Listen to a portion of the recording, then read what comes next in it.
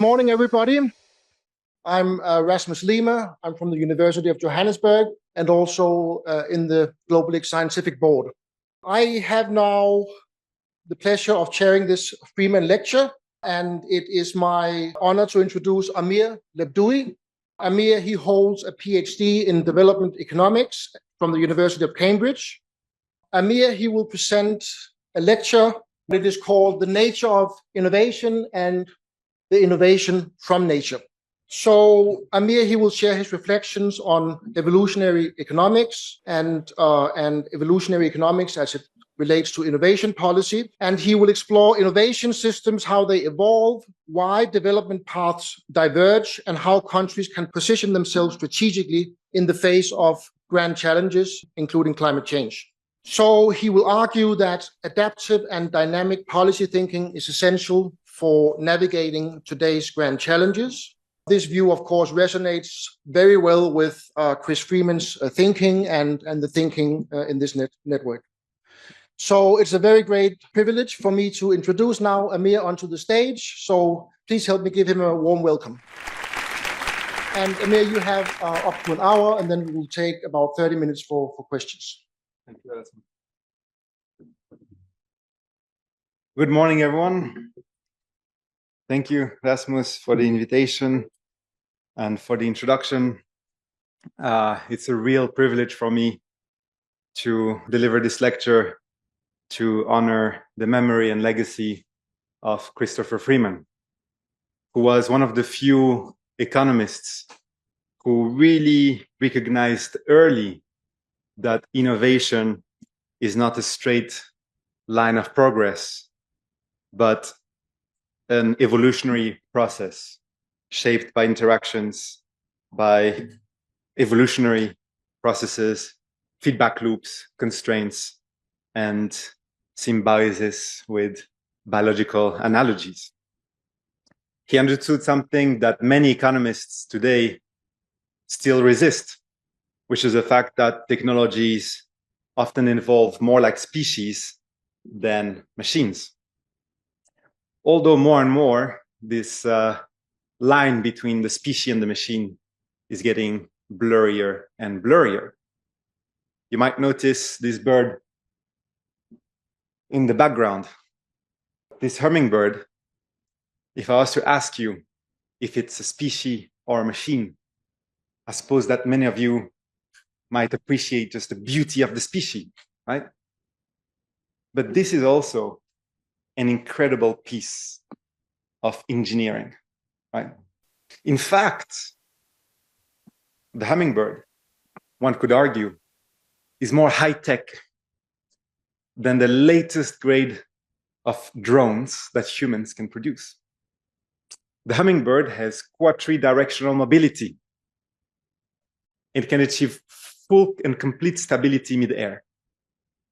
And this is something that drones to this day cannot achieve with that level of precision. And this is due to the complex structure of the hummingbird's exoskeleton. And there's actually millions of dollars being invested in R&D to learn and try to emulate the exoskeleton structure of the hummingbird, right, to improve the latest designs of drones. What this shows us is that nature also provides engineering marvels. Christopher Freeman understood that, but this is something that has existed for a long time. And as a disclaimer, what I'm about to present, most of it is not really new insights that I can take credit for. It's extremely old. And by old, I mean middle-age old. Some of the greatest inventors or most famous inventors that have walked on this planet were actually already looking towards nature as a source of inspiration for their engineering designs. Perhaps the most famous of which is Leonardo da Vinci, whose many of the designs actually were bio-inspired, and who wrote 500 years ago, "Learn from nature. This is where our future lies." Now, we're Globelics. where our heart is in the global south. We understand as well the knowledge that comes not just for the global south, but by the global south.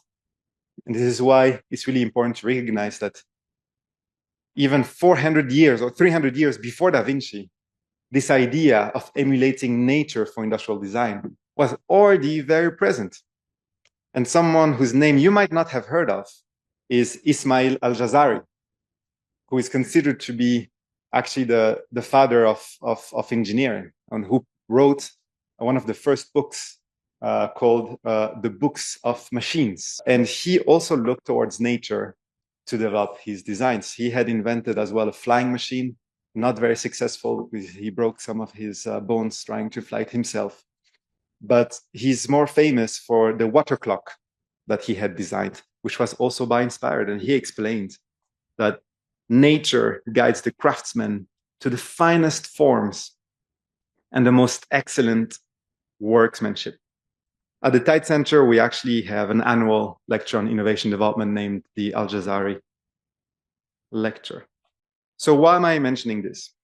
Is because this is precisely where Christopher Freeman's legacy becomes extremely important and timely. Again, Freeman not only used biological analogies, but really understood that technologies adapt, branch, fail, survive within wider ecosystems of institutions, infrastructures, resources, and social norm. Now, he wrote this piece, a fantastic piece in which he makes the case for biological analogies, but he also explains that let's not overdo it, right? We can use some examples from nature to explain some concepts, but let's not over-rely on biological analogies. But what I'll argue today is that nowadays, in the current technological, geopolitical, and economic context we live in, the analogy from biology is not just an intellectual device, it becomes material. Nature is not just a source of examples to talk about economics, it becomes a critical input in innovation processes. We're entering a technological moment where our most sophisticated systems, the advent of cyber-physical systems and AI and whatnot, are colliding with the biophysical limits of our planet. So Freeman used those biological analogies to explain technological change, but now we must use biology to guide technological change. Remember, as Bernard Shaw said, imitation is the most sincere form of flattery. We have around us natural R&D that has 3.8 billion years of R&D ahead of us. A natural living ecosystem that has adapted with regenerative design, circularity, modularity. And humans, again, for many, many years have looked at that system as a source of inspiration. So that's why today, the main points that I'll be making is first, thinking about this biological analogy, what it means to take an evolutionary approach to the green agenda, especially given the rise of green protectionism, what it means for developing countries being pushed further behind, and what it means for adaptive approaches to green industrial policy. Then, in the second part, I would like to talk about the role that nature plays inside innovation ecosystems and the opportunity, the green window of opportunity, to reuse the word that the concept that Rasmus, Roberta, and Xialan have pioneered, the green window of opportunity that provides developing countries. And here, again, what I will stress is that the idea of nature-inspired innovation is not just a luxury or metaphor for developing country. It becomes a strategic opportunity for industrialization. And lastly, I would like to reflect on what it means for evolutionary economics, the past, the present, but really argue that now is really the moment for evolutionary economics to take a lot more space in explaining current technological shocks, tensions, opportunities, especially in a kind of post-neoliberal context where there's been an erosion of trust in markets. We are quite a special type of species as humans. There is a sort of human arrogance, of hubris, we tend to assume that we are the most intelligent species on this planet. Even the discourse in terms of the ecological crisis that we face, you often hear that, or the assumption that it's the direction of our technologies that will determine the future of the planet, whether we save it or whether we kill it. But we less often reflect on the fact that the planet doesn't need saving from us. In fact, regardless of our actions, the planet will be there. What we might actually jeopardize is ourselves. In the history of Earth, more than 98% of the species that have walked this Earth have disappeared. We're one species, right? If we continue to behave like a virus, right, it's not the planet that will be a victim. It's actually the human species, along with many other species, that will take down with us. And that kind of reframes how we see ourselves and our economic system through this evolutionary approach. In the history of life on Earth, there has been no species that has survived by relying on non-renewable resources, right? Again, in terms of the laws of nature, that's an overarching rule, right? Long-term survival requires adaptability, circularity, alignment with regenerative cycles, and organisms that have tied their survival to a finite stock of resources. These are the instances, the cleanest instances of extinction, right? And there's been a few types of microbes that were relying on particular type of finite minerals, or a cave bear that existed a few thousand years ago that looks absolutely scary, but could only live in a particular type of cave that has grown more and more rare. Yet, as human, we still imagine that we can break that rule by building growth and sustaining our livelihoods on exhaustible inputs. And this is where I think that the evolutionary approach is extremely helpful in terms of narratives, right? Because part of the climate agenda, again, on both sides of the agenda, really assumes that we are kind of sovereigns on Earth, but not really thinking from our own self-interest. In that context, greening is not just an ecological act, nor even just an act of resilience, but it's really an evolutionary strategy, right? If we are to stay and thrive on this planet. This, by the way, is a fantastic design from a Mexican student that had designed a poster based on my book. And I thought that this is such a brilliant way to put it, right? The evolution of humans from what it used to be to Homo sapiens. And that kind of greening of the mindset is actually part of that evolutionary process. And this personally is what had inspired me to start thinking about biological analogies in the context of green industrial policy. Charles Darwin had written that it's not the most intellectual of the species that survives, not even the strongest, but the one that is able to best adapt and adjust to the changing environment in which it finds itself. And again, this is true of us as a human species, but it's also true of our economic systems and our policies.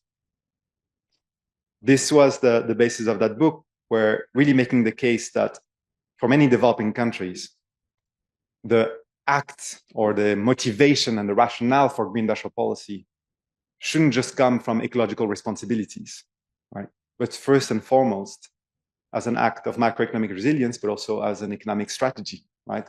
For long-term competitiveness and economic survival. Now, one of the most important concepts to really seeing greening as an economic opportunity has been developed by those people that I think everybody knows here, Rasmus, Roberta, Xiaolan, that really elegant concept of green windows of opportunity, right? And there are many ways in which that can take shape. One, which is the one that we commonly associate with green industrialization, is with integration into green technological supply chains, right? Manufacturing of solar panels, wind turbines, which is particularly important as they are blocked routes to standard industrialization, given intense competition. Although one could argue that green industries are also facing intense competition. The second route for these green windows of opportunity might be through the need for clean energy expansion to facilitate the uptake of state-of-the-art energy-intensive technologies, right? We're seeing now the rise of cyber-physical systems, AI, and these are extremely energy-intensive, right? And that puts a barrier, right, to the deployment of those new technologies. So for many developing countries, access to a cheap, reliable source of energy becomes more and more important as a way to deploy these energy-intensive cyber-physical systems. And lastly, which is very different from the first two, is the notion of environmental upgrading, whereby value is generated not despite of environmental measures, but thanks to environmental measures, right? And the idea is to have net savings, right, by reduced material and resource intensity, but also reuse of wastes in production systems that can provide intersectoral upgrading. Now, thanks to the last few years of research, we know that those opportunities exist. We know that they're possible. Some countries have pursued them. This is technically feasible, right? But now the problem is these green windows of opportunities have been increasingly captured. If you look at the export market shares of low carbon technology products, you see intense concentration. You have 3 countries that are already industrialized, China, Germany, the USA, that account for half of low carbon technology products globally.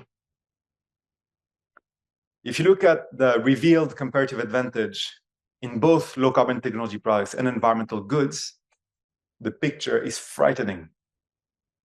What you notice is that it's basically already rich, industrialized regions that are really poised to benefit from those green windows of opportunities.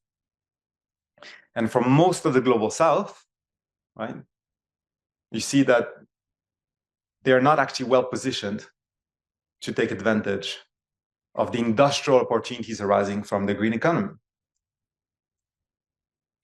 So there are several implications from that. One is the green economy as things stand, because of how it's been governed, because of the rise of green protectionism, because of the very limited low carbon technology transfer that has taken place to date, is not going to only be left behind, but actually be pushed further behind. There is an assumption that we often hear that, well, many developing countries will really benefit from the global decarbonization because they possess the critical resources, the critical minerals, right, that are needed as an input for low carbon technologies. And that will be the entry door to those supply chains. But if you look at what's happening in practice, that's not what you see. In fact, the developing countries that are successfully managing to integrate some of those high value added segments of those value chains, it's not the critical minerals that enable them to get there, but it's their pre-existing technological capabilities. But Malaysia is one of those countries that is in green, is the second largest exporter of solar cells in the world. But that is big thanks to its pre-existing electronics industry. Because the technology you need to produce solar cells is very similar to the technology that you need to produce electronic circuits, right? So that gave them an edge. Brazil, which is red here, it's not doing it justice because it produces wind turbines quite competitively, doesn't export them, or at least only recently started to. So it's a fantastic case of being able to produce wind turbines, but it's not thanks to its iron ore, it's not thanks to its graphene resources, it's actually thanks to its pre-existing aerospace engineering sector. Again, because the technology you need to produce wind turbines is extremely similar to the technology you need to produce airplane turbines, right? So there is actually that sentence in Latin that I won't pretend to be able to pronounce correctly, but nature doesn't make big leaps. And in context of green industrialization, again, you see the same process. It's the country that had already started to be on this pathway that have the capabilities to build those linkages towards green industrialization.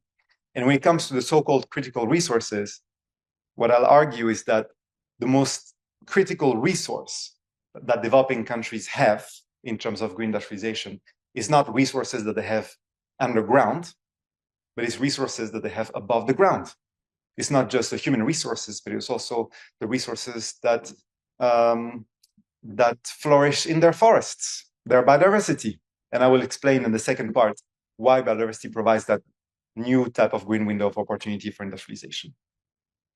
There's another issue with critical resources. It's really unpacking that notion of criticality, which is dynamic across time and space.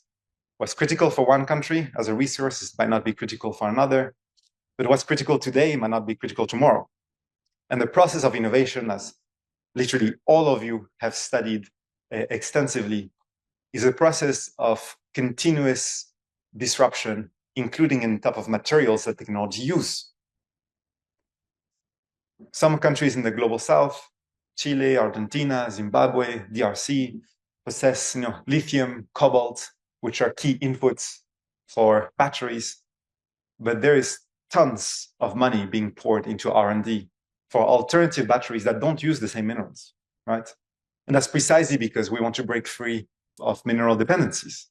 So solid state batteries, for example, in China, or hydrogen batteries in Japan, although that has taken a bit of a hit in recent years. So again and again, you see throughout history that countries that only rely on the critical resource for their innovation often end up with a short end of the stick. No, short end of the stick. Because as technologies change, right, then their minerals or their mineral extraction process completely loses value. It has happened continuously throughout history, right? I think there are some people from Chile here. You might know one thing or two about what happened in the 1930s with natural nitrates, with the German synthesization of nitrates. Now, how does it link to economic strategy? Well, if you stick to the neoclassical approach, which takes comparative advantages as a given, right, based on pre-existing capabilities, essentially you would just give up. Developing countries don't have the right type of capabilities and comparative advantage for green industrialization. Too bad, right? Let's wait for the next technological revolution. But this agenda is way too important, right, to leave to market forces alone, not least because of the opportunity cost of inaction. The status quo, and this is where the survival metaphor becomes extremely important, the status quo is extremely costly and risky for developing regions. One is if you take into account their productive structures. That first map over there shows commodity dependencies by country. 2/3 of the developing world are dependent on the export of some kind of commodities, whether mineral, whether energy, or whether agricultural. Now, this type of product specialization poses great risk in the context of climate change and decarbonization. First, because, for example, for countries that depend on the export of agricultural goods, these are particularly sensitive to fluctuations in precipitation and temperature, right? And we're already seeing the effects. Well, South African wine, shrimp production in Ecuador, coffee production in Colombia, cocoa production in Ghana. Those are highly sensitive to climate change. And on the other side, many developing countries heavily depend on the export of fossil fuels, right? A source of export, foreign exchange, revenues. So in the context of decarbonization, right, and reduced demand for those commodities, there are great transition risks. Now, these countries are already being punished by being overly exposed. And by the way, these are related to the great insights by the Argentinian economist Raul Prebisch, who at least from the 50s had warned against the declining terms of trade. And now climate change poses an additional impulse on those declining terms of trade. Now,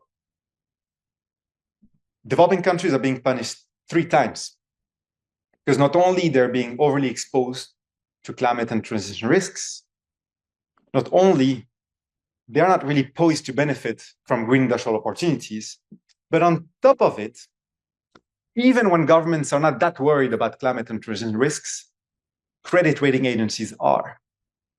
And in fact, credit rating agencies are increasingly taking into account exposure to climate and transition risks when devising country credit scores, which means that if you are an African country that is dependent on oil exports and let's say cocoa production, now your cost of borrowing is going to increase, right? Because of that perception of exposure to climate and transition risks. So that reduces even more your fiscal space to promote structural transformation and, by extension, higher capital costs for businesses. So that's why the status quo is extremely, extremely costly. And again, when we talk about state interventions, when we talk about green industrial policy, of course, there is a level of risks involved. We often unfair to industrial policy in the context of failure, but the whole point here is to compare it to the opportunity cost, right? The risk of inaction is much higher than the risk that come from state interventions. So how to react to this unevenness? One, I think a point that is really important to stress is that those barriers, those structural barriers to green industrialization in the global south are not an error of omission. It's not just that a few countries have really smart leaders and they just promoted those green structural transformation strategies over the past 20 years, and they've managed to capture those green windows of opportunities while the rest of us, have kind of missed that window. No, those barriers are exclusionary by design. Industrialized nations use the most green industrial policies, but however, under a form of protectionism, right? So if you look at whether it's in the EU, whether it's in China, whether it's in the USA, the type of green industrial policies or instruments that are used very often doesn't just rely on subsidies, right, but active form of protectionism. I think this has become, if you are not that sure about this before January 2025, I think by now that should have become extremely obvious. Even when initiatives are often framed as kind of climate action, there's often trade interests that are reflected underneath. There was an agreement a few years ago, negotiations for an agreement at the WTO, the Environmental Goods Agreement. Have you heard about this agreement? No. The idea was to remove tariffs on all products that can help us fight climate change, right? The idea is better to have a subsidy war than a tariff war, so that those goods are as cheap as possible to deploy. From an ecological point of view, kind of makes sense. Now, the initial draft of the agreement included electric vehicles, wind turbines, solar cells. But China suggested to include bicycles. They said, well, actually, if we're going to fight climate change, bicycles are a pretty environmentally friendly product, right? But guess what? The European Union refused to include bicycles in the agreement. Why? Because if they were to remove tariffs on Chinese bikes, it would basically wipe out the entire Italian bicycle industry, right? So Chinese bikes are now not just of quality, but they're much, much cheaper. So nothing against you, Roberta. Is it Swedish? Well, so for the Chinese, understandably, this was a main point of tension, because if the point of the agreement is to make those goods cheaper, right? Why are we cherry picking, right, based on domestic interests? And this was one of the main tension points that has led to the breakdown of those negotiations. And to this day, we do not have an environmental goods agreement. This is one example amongst so many. And I think that very often we tend to be quite naive in terms of what is framed as climate action. And the trade interests are often disguised quite deep. Another example is the CBAM, right? Again, the narrative about the European CBAM, the Carbon Border Adjustment Mechanism, is that it's to help avoid carbon leakage, right? Companies that would then relocalize their production in other countries that don't have this kind of taxation. The CBAM, essentially what it does is that it imposes a carbon tax for imports of particular products, right? When they try to export their product to the EU based on their carbon intensity. The issue with the CBAM is, and again, the devil is in the details, which products are actually included in the first instance. If you look at that list of products, it's not the most energy intensive products necessarily. And even more so, the Europeans, this is not me who's saying it, it's actually a European MP who was explaining the logic behind it, had actually taken off all the products that are exported from the US to the EU, right? In the first phase of the CBAM. Why? Because they thought that if they impose carbon taxation on goods that are exported from the US to the EU, they will face retaliation, right? So by removing those products, the impact is that the countries that are the most affected by the CBAM are African countries and South Asian countries, right? Because they're the ones who actually export these products to the EU. At the same time, the EU is investing, right, in producing kind of the green version of those products. But the impact is considerable because for African nations specifically, the costs are considerable.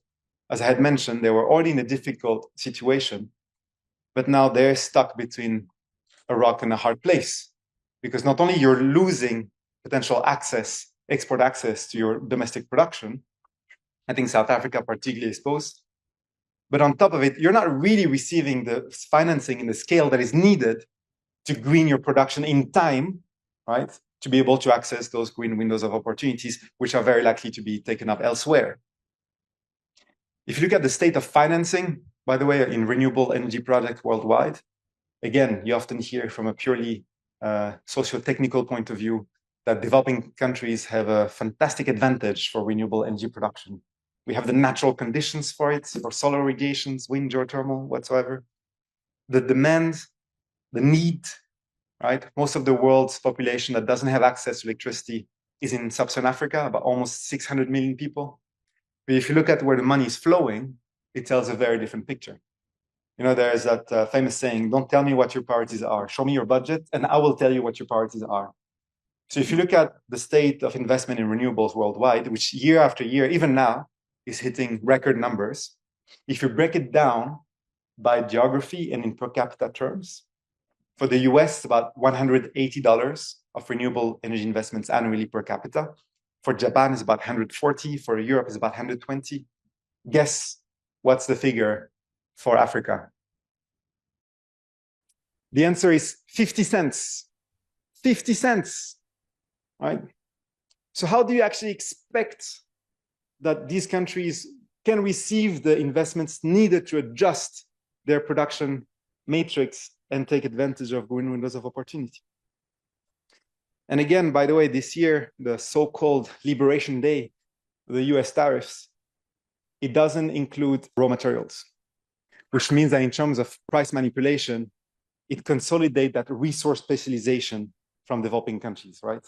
Where it's actually becomes much more cost competitive to just export the raw material unprocessed than adding value. So that's why I'm saying that these barriers to green industrialization are really structural, right? Of course, governments have a big role to play in terms of devising those policies, but the playing field is far from leveled. Unless you really understand that, it will be difficult for green industrial policies to succeed.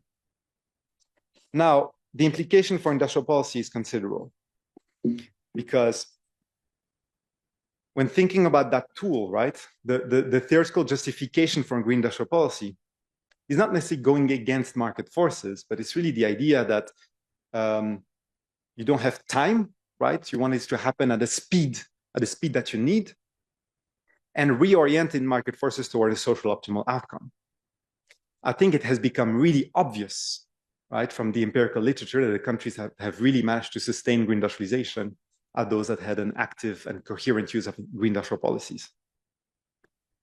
But when it comes to the so-called latecomers, the IMF, after decades of avoiding the topic of industrial policy, of handling it as a taboo, now was forced to acknowledge the obvious, right, that they actually have been working in some countries. And last year they come up finally with a narrative around the use of industrial policy, which was, okay, industrial policy can work. But if you're the US or China, right? If you're these countries, you have the type, quote unquote, governance for industrial policy. But if you're a developing country, you don't have the right institutions for industrial policy. Therefore, don't play with fire because you'll hurt yourself, right? In a very paternalistic way of seeing the topic in the context of developing countries. And they've published now this report called Industrial Policy Handle with Care. Basically saying it works for some, but don't use it, you'll mess it up. That narrative is extremely dangerous because yet again, it creates this disparity in terms of who actually can use this kind of tool. And it really begs an interesting question on industrial policy, which is, yes, you need institutional capacity, right, to do it well, and it can fail. But those capabilities are acquired, right? There's a form of learning by doing. The Danes are not, I mean, we know that they have Rasmus and is extremely bright, but the Danes are not naturally better at producing wind turbines than the Paraguayans, right? There's an element of learning by doing. There's an element of learning from failures. So how can you actually acquire those capabilities for green industrial policy if you never try? And this is precisely what I want to talk about here. Because if you look at some of the successful experiences of industrial policy, including from China, I think there's also a tendency to highlight specific policies, right? And thinking and providing this causality of that has worked really well, that could be applied somewhere else, or on the other side of the argument saying the Chinese system is way too different. They have scale, they have a different political system. What works there cannot be replicated elsewhere. There's an element of truth in both arguments. But I find what is more interesting is learning from the failures of these countries. And if you look at the Chinese experience, including on green industrial policy, there's a ton of mistakes. But that's the beautiful part, is that what might really characterize the Chinese experience is not so the fact that they had the right type of industrial policy and they knew exactly what they were doing, is the fact that they were able to learn, constantly learn from failures, adapt industrial strategy, and react extremely quickly. And I think that's something that we have seen even this year with the tariff war, the sudden tariff war with the US.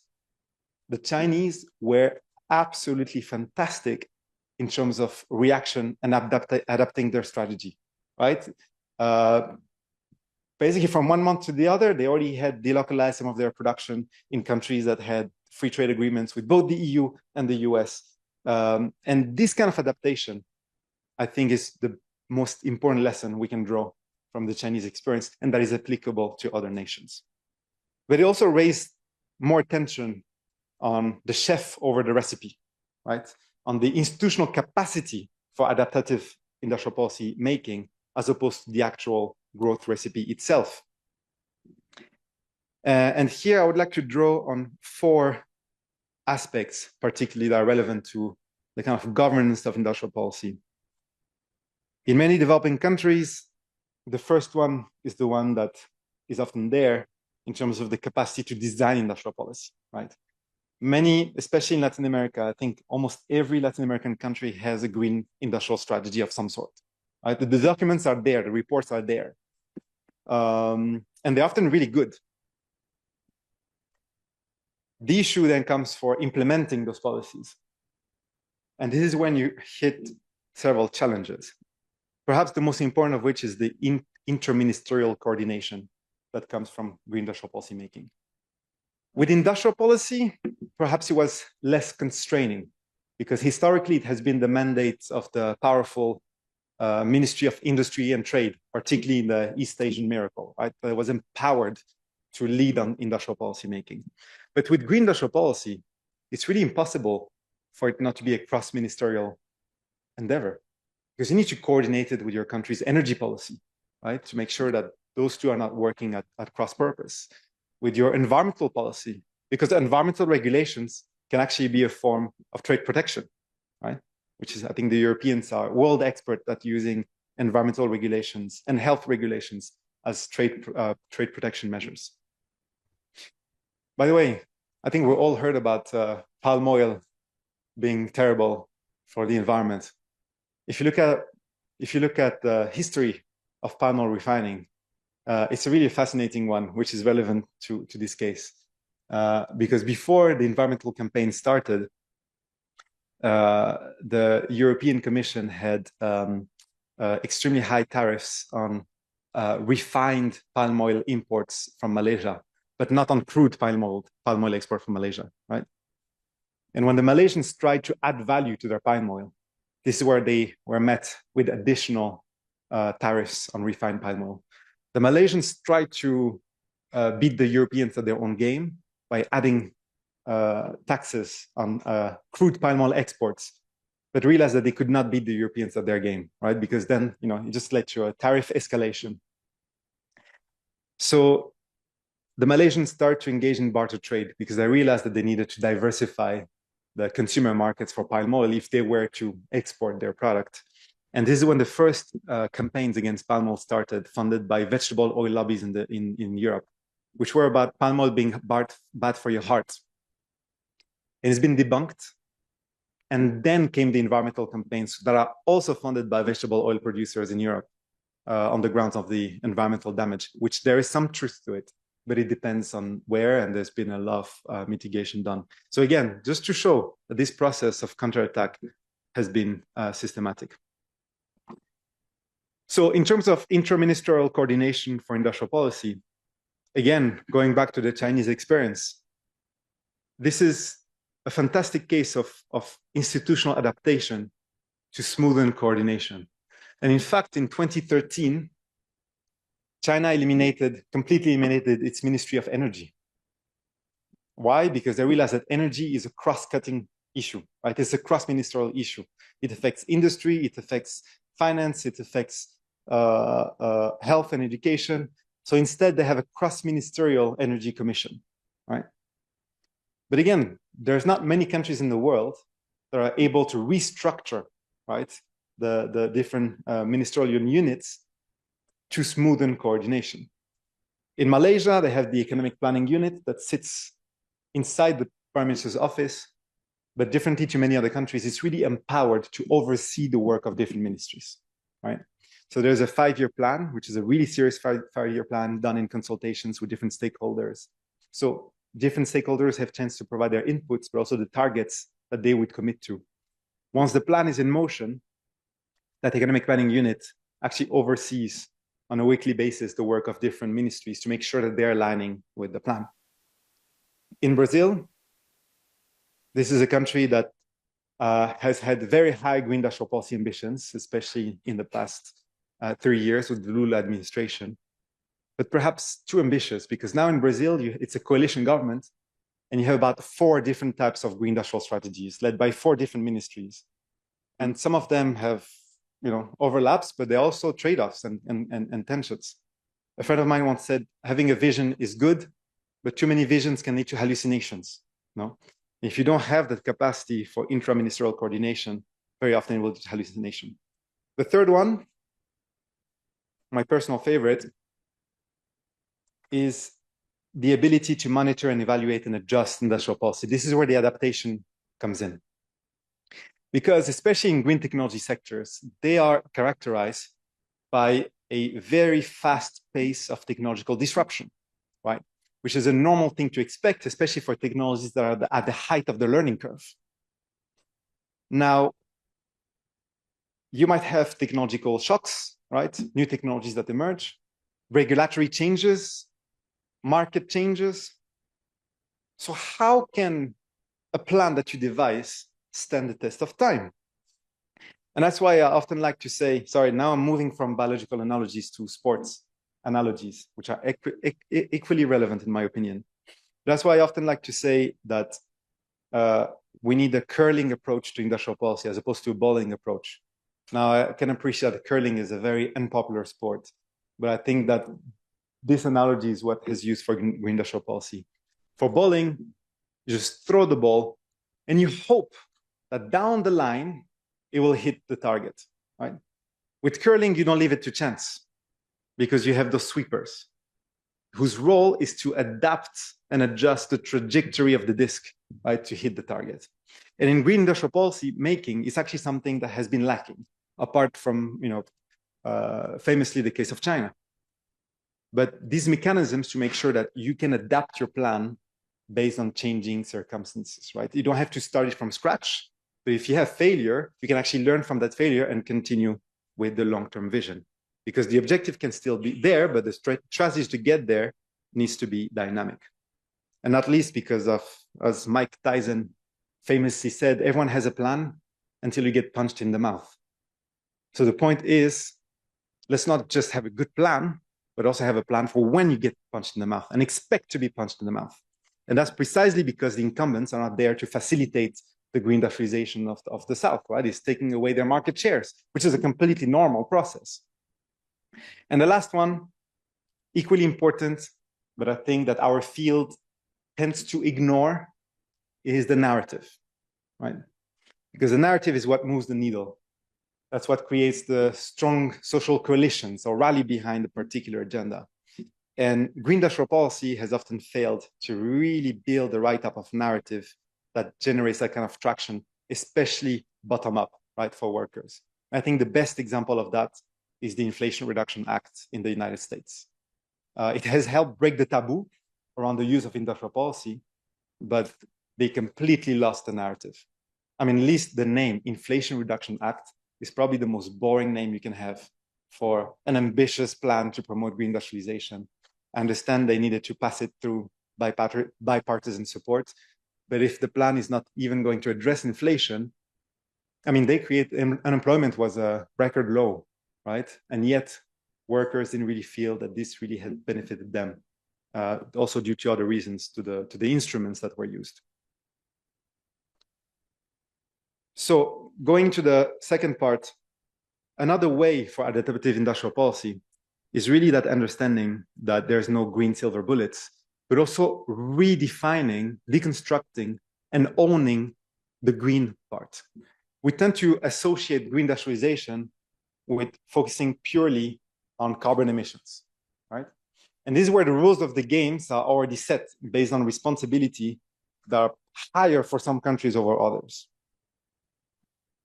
And that's why green industrial policy needs to be adjusted to different ecological, economic, and institutional contexts. One is for many small nations, right? The green window of opportunity is actually too high to reach. You cannot do the tools that China, Brazil, India, the US have actually implemented because your domestic market size is much lower, right? So you can't rely as much on demand side policies as these countries have done. And this is where green regional developmentalism is particularly important, coordinating your industrial policy with your neighbors, right? To reach economies of scale, to put complementary assets together and thinking about regional supply chains. But it's also the objective, right? Because let's remember, it's not just about CO2. In some countries, the ecological challenges are non-carbon related.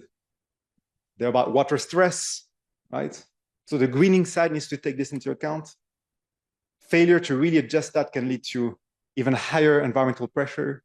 Think about green hydrogen plants in Namibia, right? Namibia, South Africa, North Africa are at high risk of water stress, right? Green hydrogen compounds this issue. There's the issue of material waste, right? Plastic pollution in oceans. With Justin Haug and Jose Fevereiro, we've been writing this paper on industrial policy without the baggage of waste, but really thinking about not just the emission issue, but producing the same goods, right, with higher durability and higher circularity, or the type of goods that reduce your consumption of other goods. And this is a niche, right, where green industrial policy can take place. Think about repair, the whole industry of repair. If you try to repair your phone, right, or your laptop, anywhere in London, New York, good luck. You'll go to the shop. I think they've all told you the same thing. Sorry, you have to replace it, or we'll give you a new one. Try to repair your phone here in South Africa, in Algiers, in Lagos, in Mexico City. I don't know how they do it, but they will repair it, right? That's not just a skill that you have in the informal sector or low skill, low productivity. That's actually a very important green skill that can be leveraged in the context of green industrial policy at scale, right? The ability to repair that is still, right, in developing countries that the incumbents have lost. And lastly, which is the part now that I want to focus on, is biodiversity loss.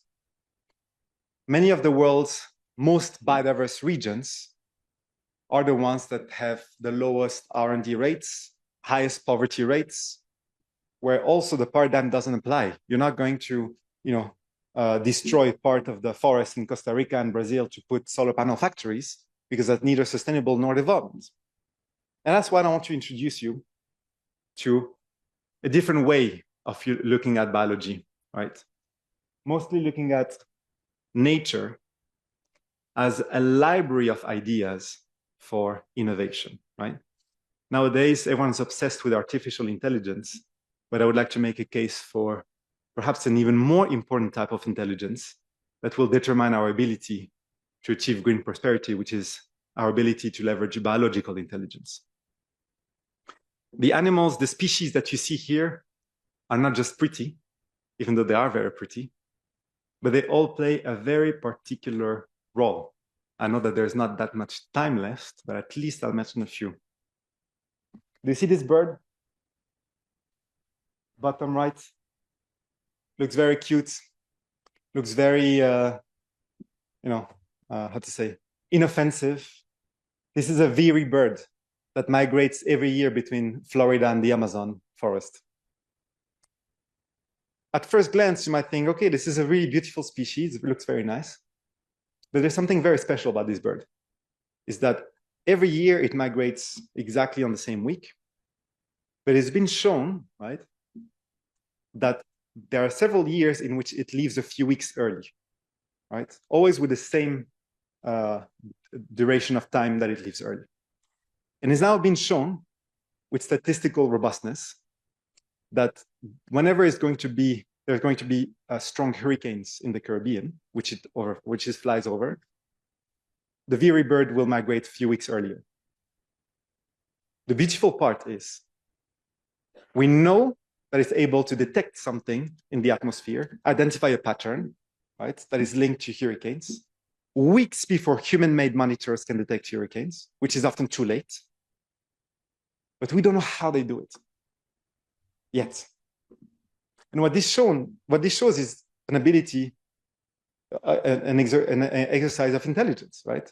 Because that's what intelligence means from its Greek word, is the ability to make links between seemingly unrelated things.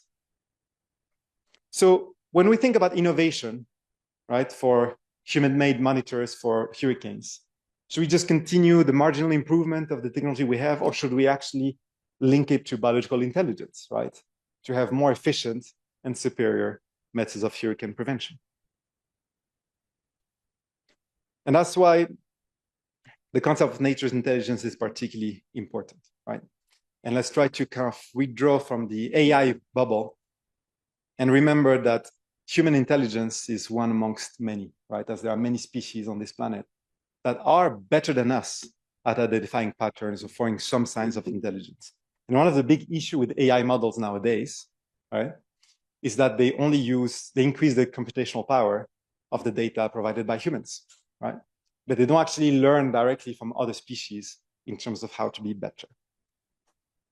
Now, I want to give you a few more examples. Talking about AI, I think we're all aware of the energy intensity of AI and the huge environmental stress that it poses, especially around data centers, right? The storage of data and the analysis of data is an extremely energy intensive process, but also water intensive, as you need to cool down data centers.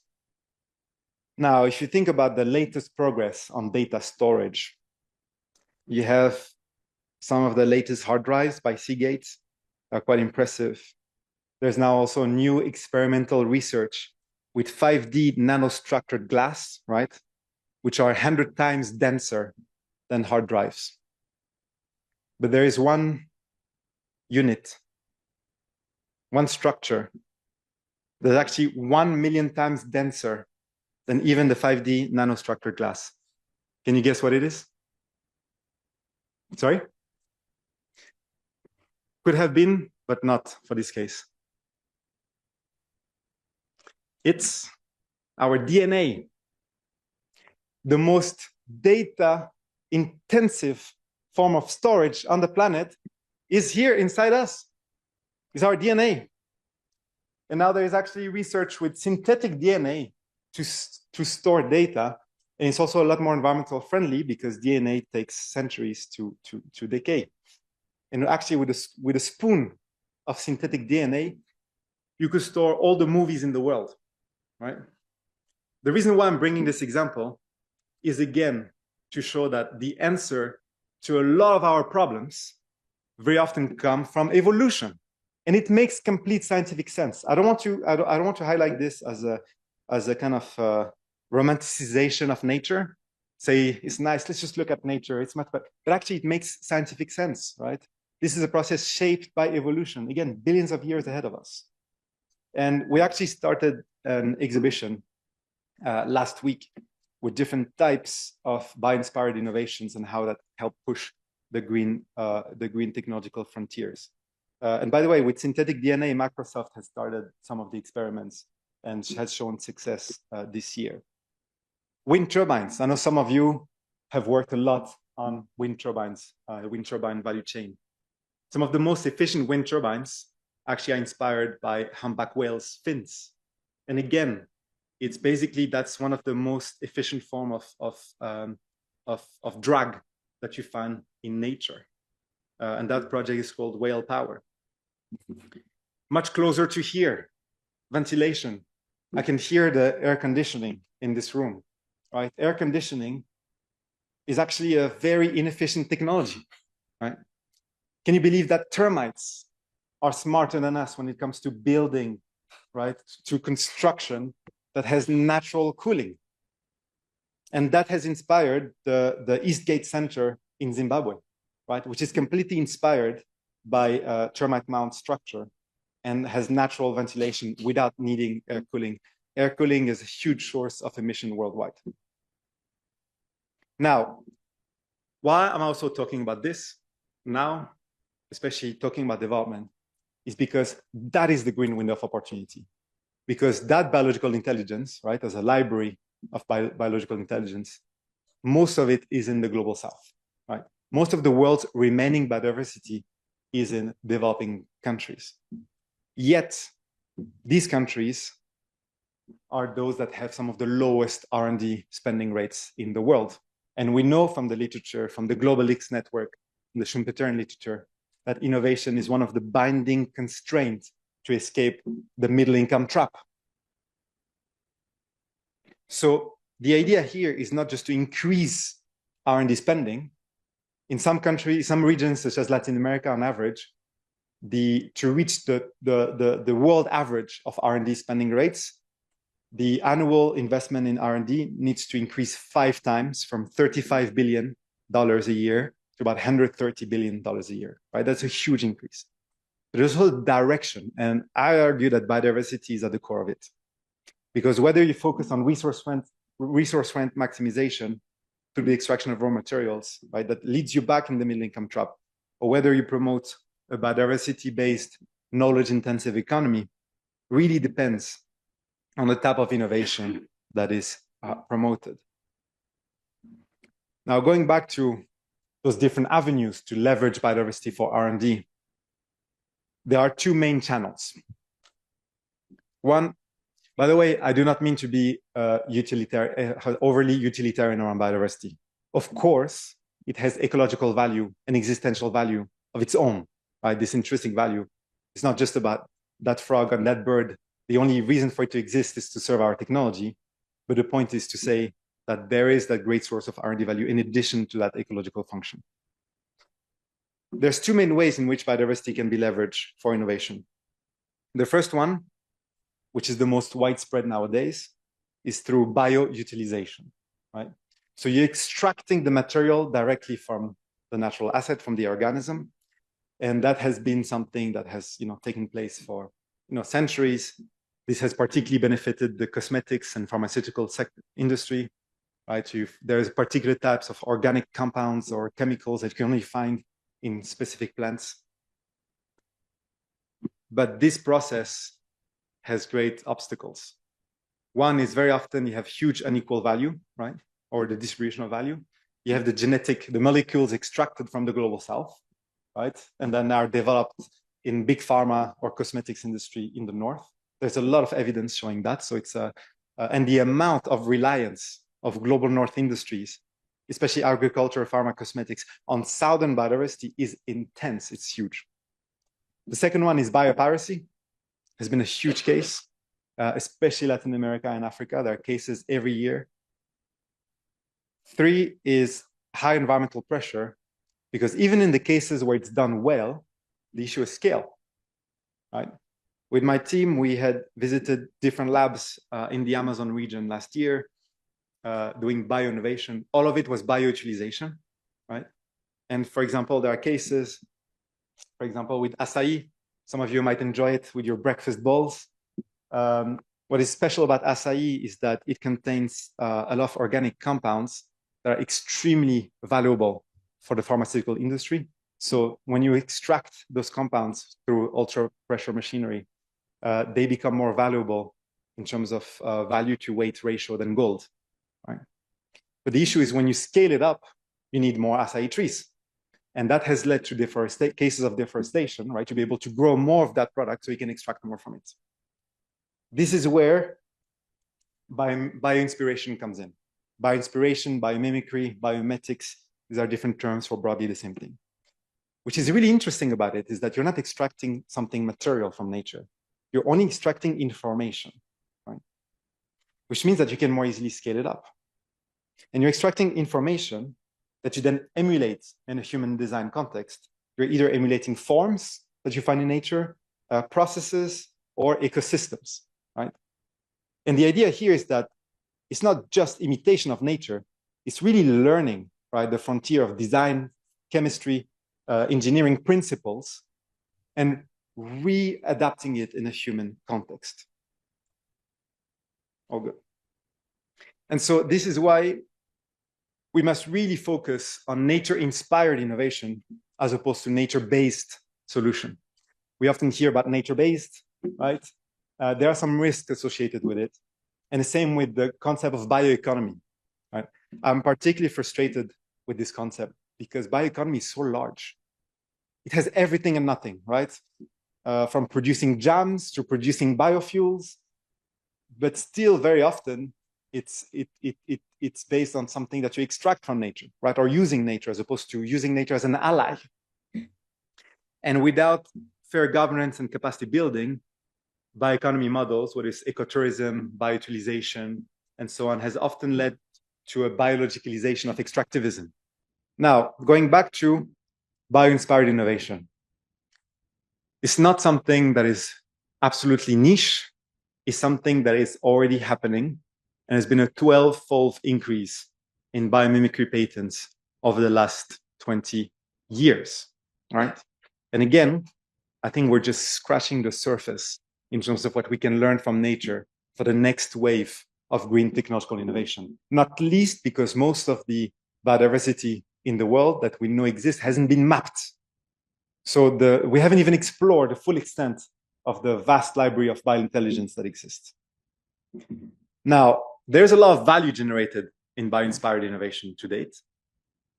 Most of it, that value is generated in the global north. And that is thanks not just to market forces, but to proactive government policies and support. France has state-funded centers for biomimicry, similarly to Germany, Korea, where they call it blue technologies, the UK, but also the US. The most important funder of biomimicry research in the world is the Pentagon. Because yes, nature is more sustainable, but nature also kills. So unfortunately, the direction that biomimicry is taking nowadays is more for military applications. So for example, they're learning from bees, how bees communicate, to develop new computational systems of how drones can communicate amongst one another, or the hummingbird example that I started this lecture with for a new generation of drones. So there's an opportunity to reorient biomimicry towards sustainability. But in developing regions, including Latin America, there are several barriers, right, to this day. One is a lack of critical mass of specialized human capital to do bio-inspired innovation as a method, because as a method, you need a strategic mix of skills from engineering, design, chemistry, biology, right? And to this day, there's not a single university program across Latin America that provides this kind of strategic mix of skills for biomimicry, even though they exist in the US and France. Harmonizing biodiversity databases, those taxonomies, right? Each country uses different systems, inadequate financial support, but also helping. Very often, this kind of research are done by biologists in universities with very little support to actually translate those ideas into practical prototypes. This researcher that you see over there, her name is Yendri. I met her in Costa Rica before the Globelics Conference there, actually. And she found this worm that when you provoke it, it secretes this hydrogel that becomes actually stronger than super glue after a few minutes, right? And it has 0 toxins. So imagine the application for in the medical sector to replace stitching. You don't need stitching anymore. You could just, apply this hydrogel. It was a publication in Nature. That's where it got left. And that means that, companies around the world can just get the idea without benefit sharing, because no one controls inspiration from nature, and reproduce it. And the idea, those coordination failures justify a key role of public interventions within the very relevant framing of national and regional innovation systems, right? Which here is, again, going back to the great work that has been done on this by Christopher Freeman, Lundvall, Nelson, and others. It's really the interaction between different actors and making sure that we solve the coordination failure to unlock the innovation value of bio-inspired innovation in the global south. How much time do I have left, Rasmus? None. Okay, I'll speed up then. So the role of finance is also particularly important. And we have started a collaboration with the Development Bank of Latin America in thinking of what is the role of development banks in actually promoting nature-inspired innovation systems in Latin America. And what has been wonderful is actually that development banks play a key role, right? A catalytic role, because they can mobilize patient capital. Biomimicry requires patient capital, high risk, right? There's a first mover disadvantage because not all ideas will translate to meaningful technologies, but also regional coordination because natural assets and ecosystems they cut across borders. And the work with the collaboration with the Development Bank of Latin America has proven extremely useful, as they've already taken several steps to promote this agenda. One is to increase their financing in nature-inspired innovation to up to 10% of their total investment by 2030. 2 is the scientific cooperation aspect with research grants and mobility programs for researchers that are interested in bio-inspired innovation. But 3 is biodiversity-based productive development finance. You might have heard about biodiversity finance. It means very little because taxonomies of biodiversity finance don't just measure which habitat is being protected, but they don't say which activity is being supported, what kind of livelihood is supported, but if those jobs are sustainable and so on. And very last is we also launched last week, is the first time that I have the pleasure of presenting this, the Nature's Intelligence Studio, right? And this is a collaboration led by the Tide Center in Oxford, but in partnership with CAF, with the National Amazonian Research Institute of Brazil. And the idea is to solve some of those coordination failures to support the capacity building around nature-inspired innovation ecosystems. One of them is an ideathon, another one is an AI tool. I'll invite you to go on our website to test this, this AI visual tool to match energy innovation frontiers with different biological organisms and the technologies that already emerged from it and the technologies that could emerge from it. I'll just conclude with evolutionary economics. That's my last slide, I promise. So one of the messages from this lecture is that it's not just speaking about the right technology, right? Or you pick the right sector, but really building institutions capable of learning, coordinating, and redirecting technological trajectories, which unfortunately is still what lacks in many developing countries. And that's also because friction is structural, it's not accidental. You should expect those internal hurdles, the counterattacks from the incumbents. So smooth transformation or expecting smooth transformation is analytically naive. 3, post-neoliberalism creates a great opportunity or opens a new paradigm for evolutionary economics. With the erosion of trust in market forces, evolutionary economics offer a realistic framework for understanding economic transformation under uncertainty, power, and constraint. It's an extremely useful way of thinking, but it's nowhere to be seen in the public debate, right? In many ways, perhaps we have been writing too much for one another, but not really thinking about how to attract more people to adopt this type of thinking. And perhaps this is really the moment to push for evolutionary economics, which has very strong analytical foundations, but it seems like the work hasn't been finished, right? It's still there in the open, and this is really the moment to push for this type of thinking. It's no longer optional, but it might be the only framework that fits for what comes next. And very last, I have this picture of ants. Yesterday, Rasmus told me that ants are his favorite animal. We started with biological analogies, and I would like to end with one. We're dealing with climate change. What we'll need is not individual intelligence, but really collective intelligence, right?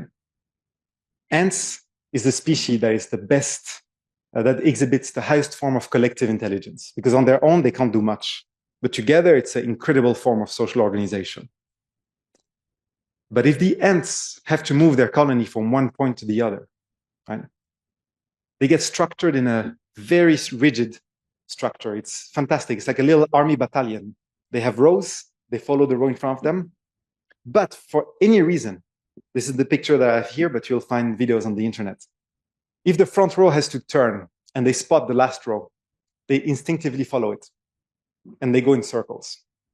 If you look on YouTube, it's called the death spirals for ants. And they go in circles until the complete exhaustion of the entire colony and they disappear. They go instant. And for many ways, I think we're at this moment, right? Us as humans, intellectually. We know what's happening. We know it's not good. We keep going to circle. So that's the time to break free. And I hope that evolutionary economics as a paradigm and the Globelics community specifically can represent that ant that actually breaks free from the rest to provide a different alternative. Thank you so much.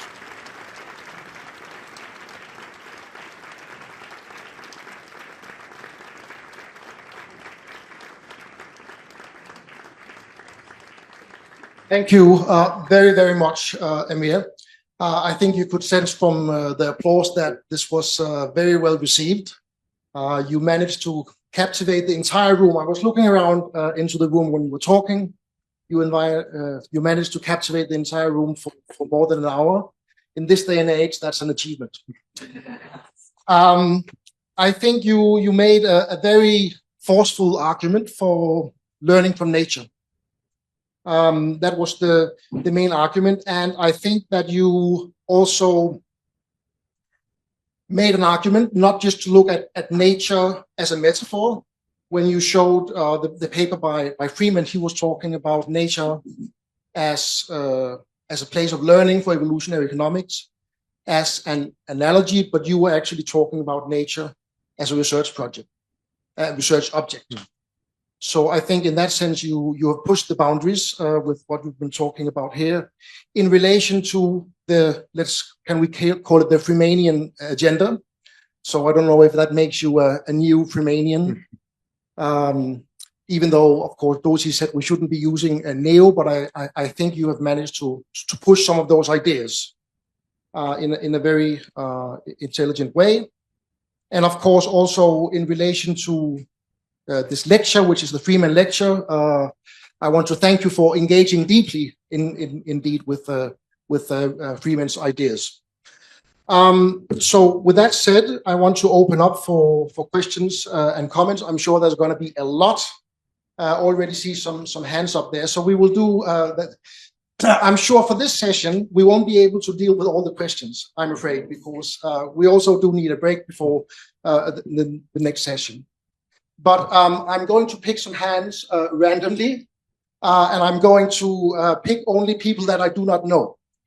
Let's start with you right here. My name is Mapula Changela. I'm with the Ministry of Environment, but also I've just concluded my PhD with Stellenbosch University.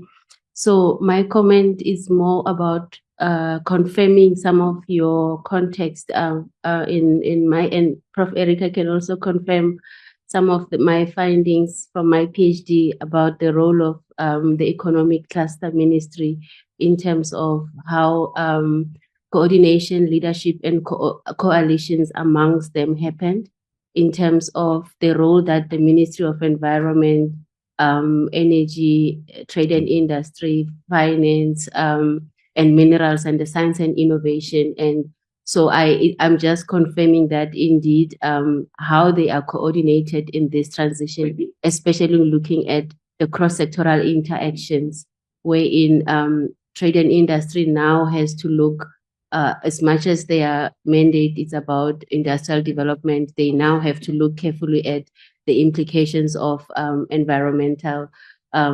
So is the energy in terms of the implications of low carbon, but also the biodiversity. So it's more around confirming what you've just said about that role, but also to say that within that context, policymakers can also be distinguished in terms of the bureaucrats and the politicians. When that process happens, the specific roles that the technocrats and the politicians play.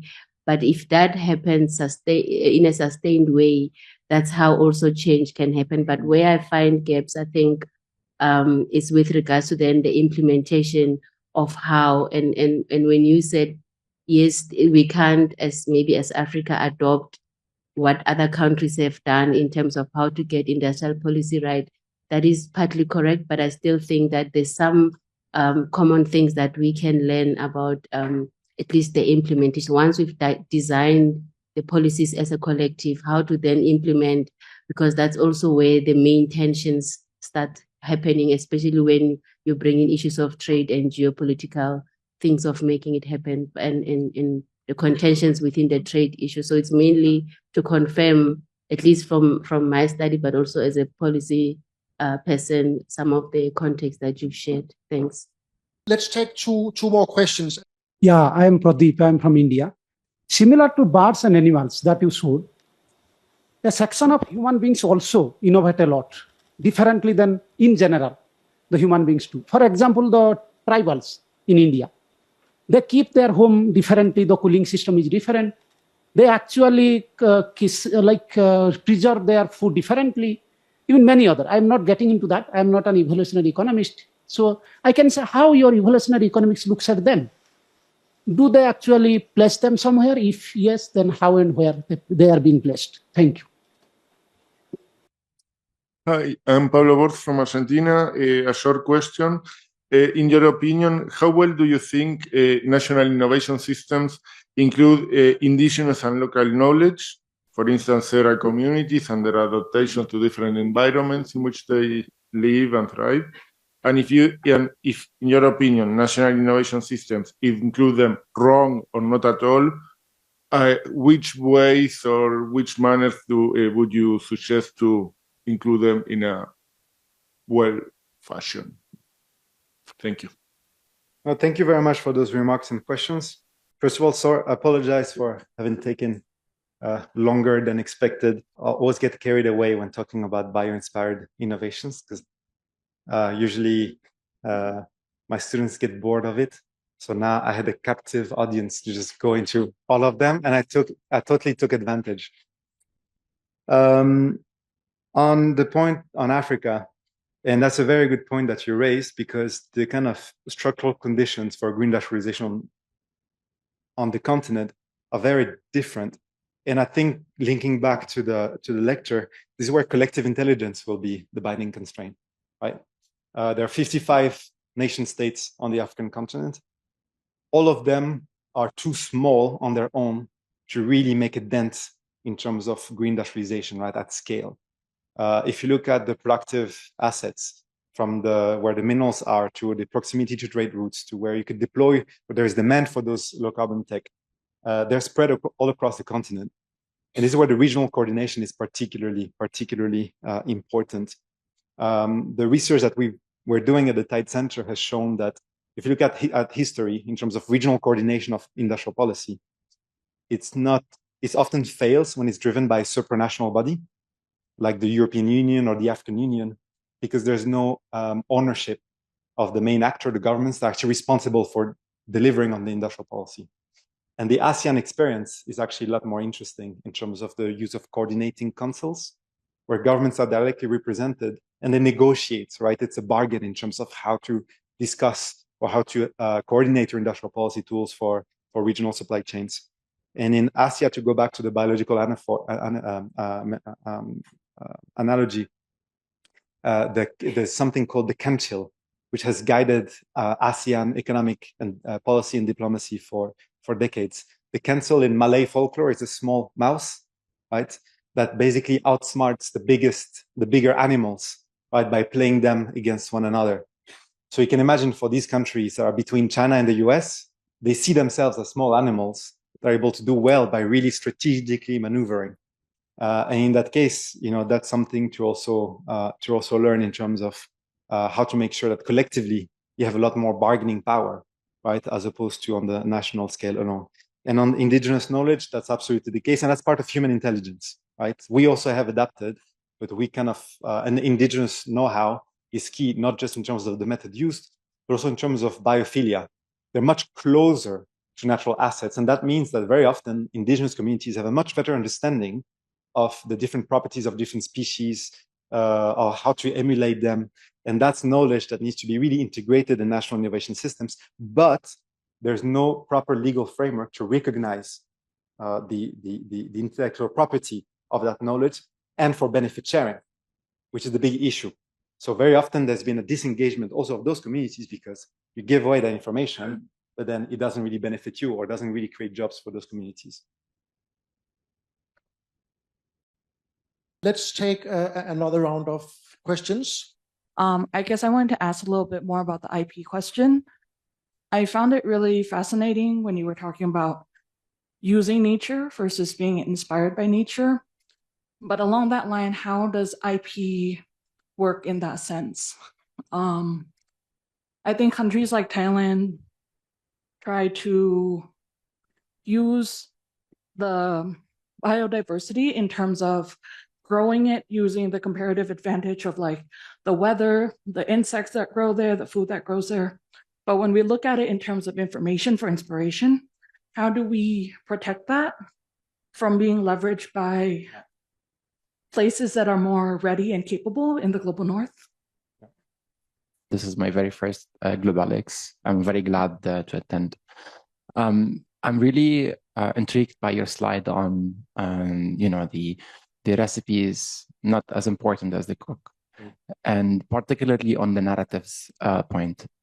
I can imagine that, you know, what is needed and what you're trying to nudge here, that gaining traction and involvement and participation in building the narratives is actually, you know, key for its sustainability and its impact. But for us as scholars, junior scholars, or kind of still senior scholars, what kind of direction you could provide for the narratives that we could influence? Is there a direction there that you think that we could, you know, change or we could redirect? Thank you. Thank you, Amir, very much for your presentation. I'm Veronica Robert from Argentina, and I would like to hear you about what you think about the China overcapacity in green technologies, how it could affect these windows of opportunities, and also if you think that Trump exit from the 2020 agenda has to do with this overcapacity. And all over, I would like to ask you how to include this competition among big countries, big hegemonies in this evolutionary story. Let's start with the IP. It's a very good question. I wish you could see the slide, because so the studio that we launched, which I also wanted to share because it's part of the kind of narrative part, right? Of we are able to recognize those coordination failures, but then what do you do about those, right? Beyond the academic realm.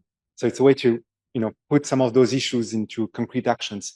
And one of the main actions this year for the Nature's Intelligence Studio is actually developing model legal frameworks for intellectual property protection for bio-inspired innovation or bio-inspired ideas, because there's no legal frameworks that protect those yet, right?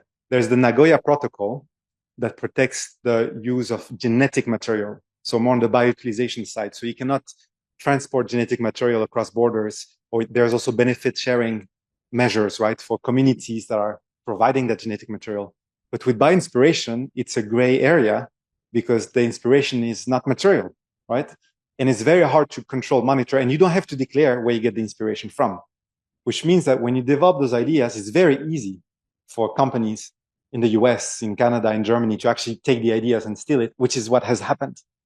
So we're starting this work. And the idea is to not only protect the bio-inspired idea originator, but also the natural organism that provided the idea, because technically the natural organism should have part of the property rights, right? So maybe through reinvestment in the protection of that asset. By the way, I know Michiko is from Japan, the Japanese bullet train, the Shinkansen, was also bio-inspired. The Japanese scientists had a huge engineering problem with the Shinkansen when it was coming out of tunnels. And it's by redesigning the front of the train, following the kingfisher's beak shape, which is one of the most aerodynamic shapes in terms of a bird species. They solved that problem, right, with the sound barrier. So there's that funny cartoon showing the kingfisher saying, standing next to the bullet train saying, does anyone know a good intellectual property lawyer? And then the next case is the bullet train going through and destroying the natural habitat of the kingfisher and saying that also does with damages and reparations. So that's a big part of the story. On the recipes and cooks, again, to go back to a different type of analogy, is, when the okay chefs are the ones that can really follow the recipe, right? You have the cookbook, you have all the ingredients. I think we all know someone like that in our network, or maybe it's you, but you basically just follow the recipe exactly by the letter and you're able to cook your beautiful dish. But then what happens when you take half of the ingredients and say, okay, now cook it?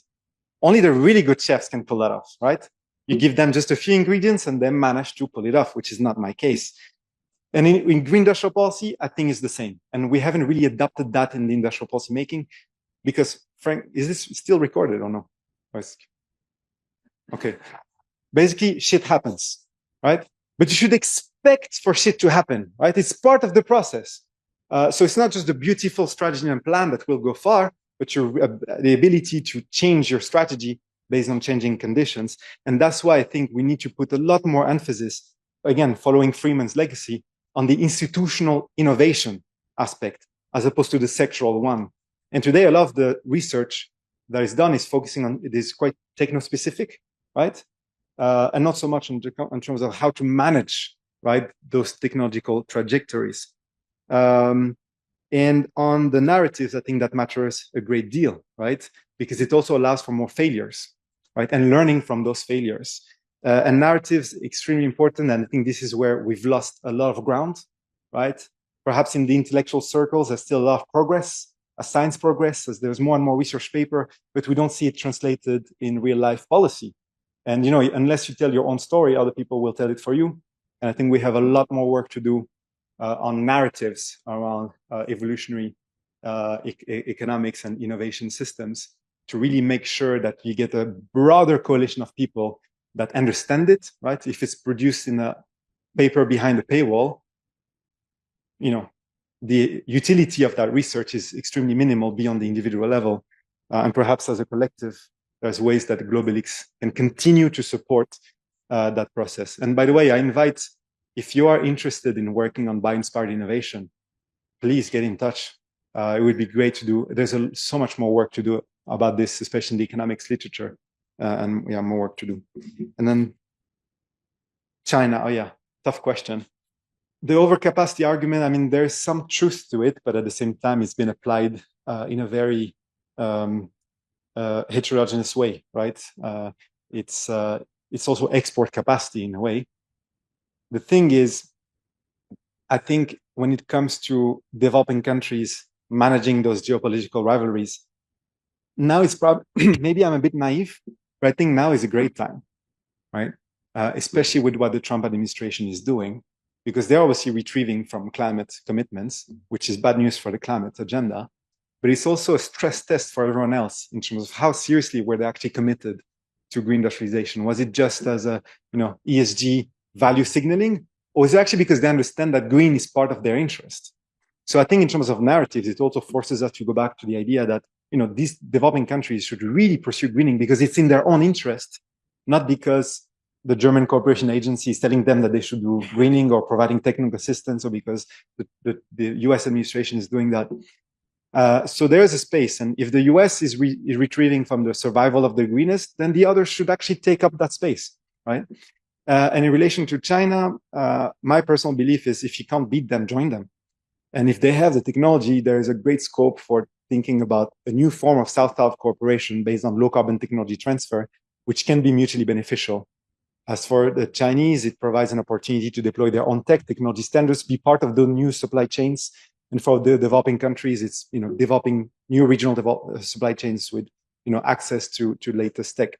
I think we're going to move probably towards more regional developmentalism, right? At the African level, the ASEAN level, Latin American level, and essentially the success will depend on how well governments are able to get together and bargain with more leverage with the different actors and make them work hard for one another. Malaysia has done that quite successfully. Whenever they get investment in a sector from the US, they make sure that they also open the space for the Chinese and vice versa, because they want to be seen as always in flux, never aligned with one or the other. Thank you very much, Amir. So we're already eating into the break, but I will allow a very quick round of those hands that I saw coming up first. Thank you, Rasmus. My question was related to a previous one about the IP, but about the funding.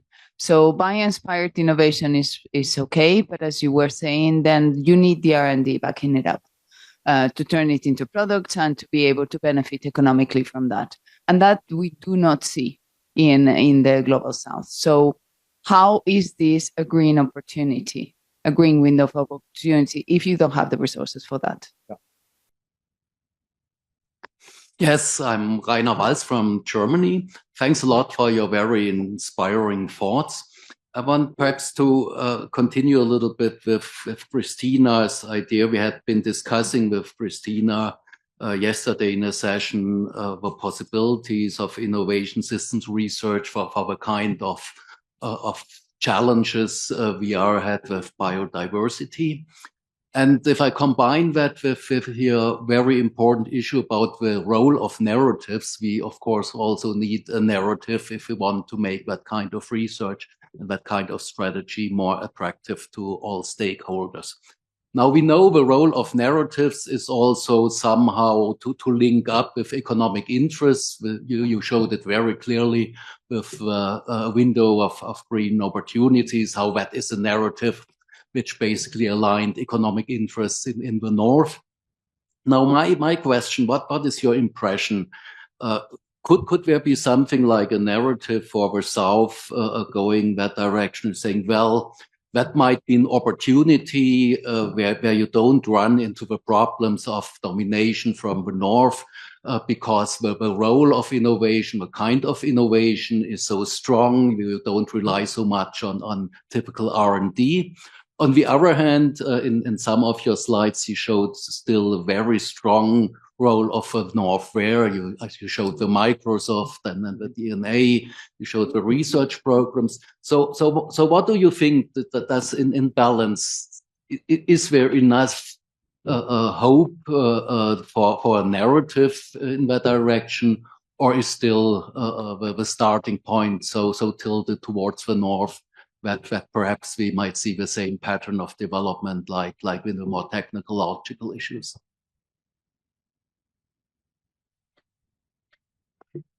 Thank you, Amir, for so inspiring presentation. My question is about leadership in industrial policies.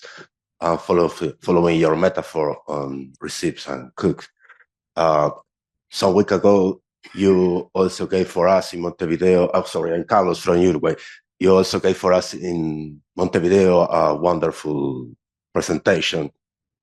And after your virtual presentation, after you log out, I was talking with some minister and public authorities, about the relevance of transversal coordination and interministerial coordination. And they say, no, we are not able to do that. We already tried. This is not for us. It's me the idea, the Hirschman idea of the failure mania, fracasso mania, and in an evolutionary perspective, it seemed a sort of lock-in situation. We remain in this failure mania and discard solution because we already test. Then it's not. This is for Nordic people, for Asian people, not for Latin American people. We are not able to coordinate to build this narrative. Yeah. Then, in this perspective, what is the role of the chef, as you say, of the leaderships? It is possible. Thank you. First, on the money, right? Where will the money come from? So one thing about the obstacles that have been highlighted, the financing is one of them, but it's not even the most important. And by the way, this identification of hurdles was done with symposium with scientific institutions and biodiversity institutes across Latin America and the Caribbean. And really everyone think about what is the hurdle, right, from them to get into this field and commercialize different applications. But the money matters, especially in terms of that particular stage after the research, after the science, basically for the innovation side, but also for the science side. Because of the nature of the method of the process, this really has to come from funding for science, right? For biology, but also the infrastructure. And for example, take Latin America into account. Latin American universities, when it comes to the biology departments, they're top of the world. They're very good, right? They have nothing to envy to other universities across the world.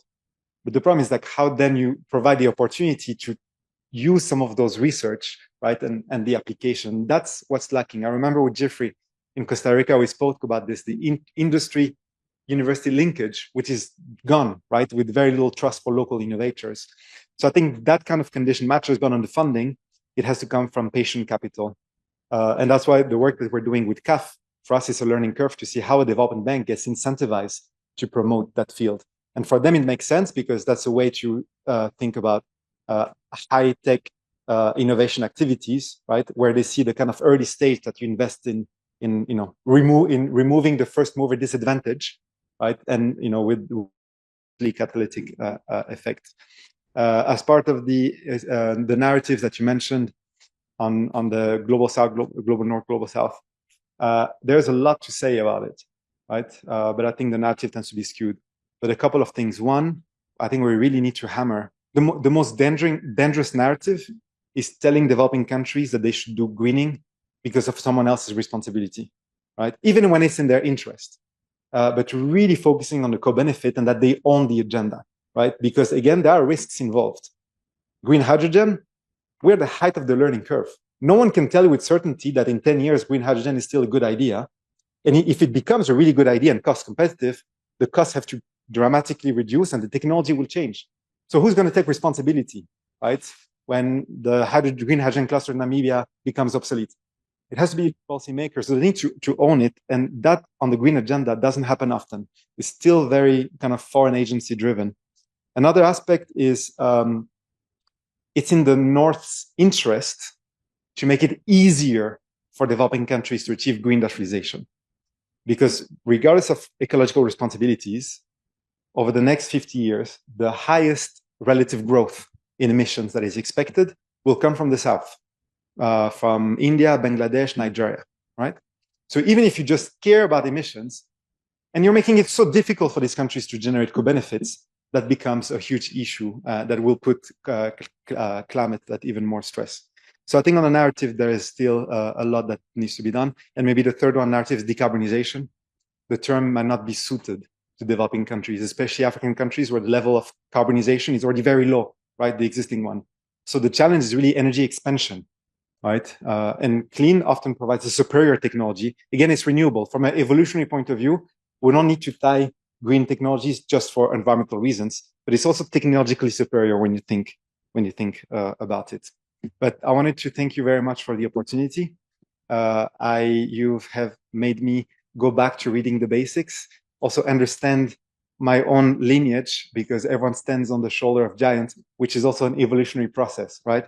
And I just want to say that the Tide Center that I have the chance to be a current custodian of is the same.